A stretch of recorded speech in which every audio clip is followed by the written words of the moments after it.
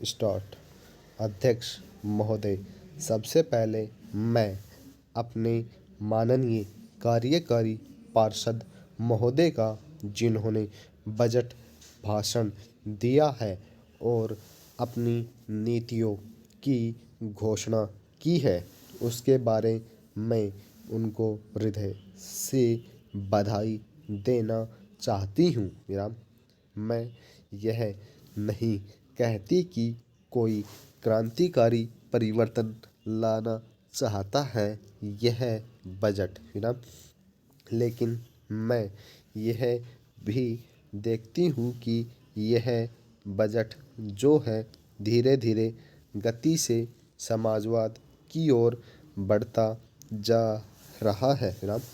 अपनी नीति से यह भूतकाल और वर्तमान दोनों को एक कड़ी में मिलाकर हमें उज्जवल भविष्य की ओर ले जाता है। विराम। ऐसा मुझे कहना है इस भाषण को पढ़ने से कि इसमें हमारा कोई भी वर्ग समाज का ऐसा नहीं है जिसे अछूता छोड़ा गया हो। विराम।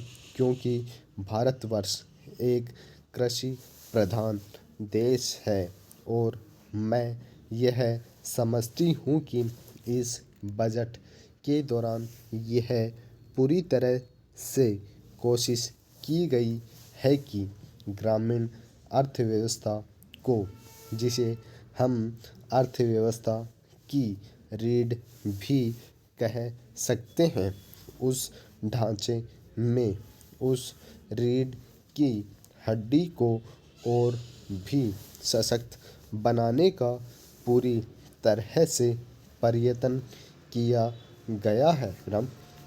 हमारे ग्रामीण भाइयों के लिए जो कोशिश की गई है इस बजट के अंतर्गत, वह उनको सिंचाई के लिए कुएं, गाँव में उनके लिए पक्की सड़कें, जिससे उनके खेत और घर दिल्ली के साथ जोड़ने की कोशिश की गई है। राम। जितनी भी इसमें व्यवस्था की गई है उससे ग्रामीण भाइयों को बड़ी भारी सहायता मिलेगी। राम।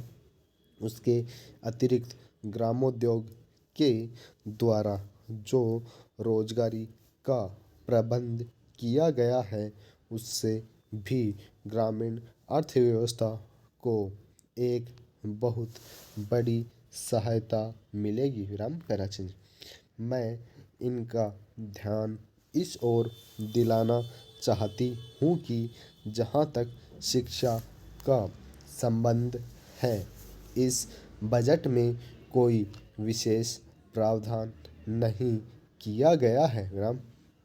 मैं यह नहीं कहती कि शिक्षा के दौरान ज़्यादा स्कूल न खोले जाएं, पर हमारी यह नीति होनी चाहिए कि भले ही स्कूल थोड़े खोले जाएं, पर सबसे बड़ी आवश्यकता इस बात की है कि शिक्षा की नीति में परिवर्तन की ज़्यादा आवश्यकता है। राम। क्योंकि हम प्रजातंत्र में रहते हैं।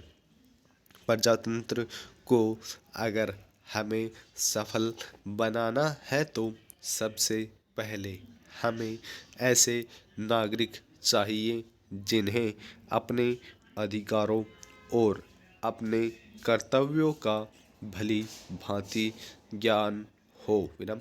शिक्षा की वर्तमान नीति से हम अपने अधिकारों के प्रति ज़्यादा सजग होंगे और कर्तव्यों के प्रति बिल्कुल सजग नहीं होंगे। Full stop.